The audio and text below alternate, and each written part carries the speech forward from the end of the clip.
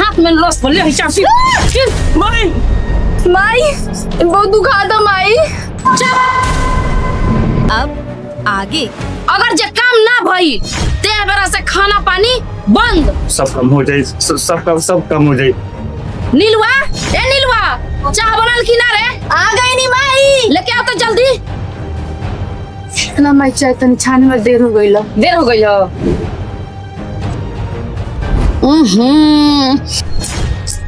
कोईसन चाय बनले भी रही ने चाय बनावल जला। अरे तोर बुद्धि दिमाग नहीं खेकारी ना तोर हाथ में लॉस बोले हिसाब से माई माई बहुत दुखाता माई।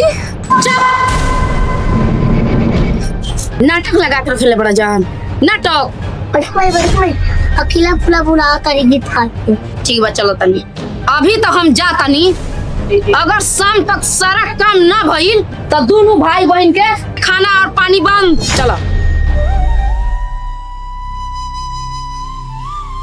का भैया भाई ज्यादा जरूर लगा ना भैया बस थोड़ा सा जरूर है। चलो हमें पर दवाई लगा देते हैं। चलो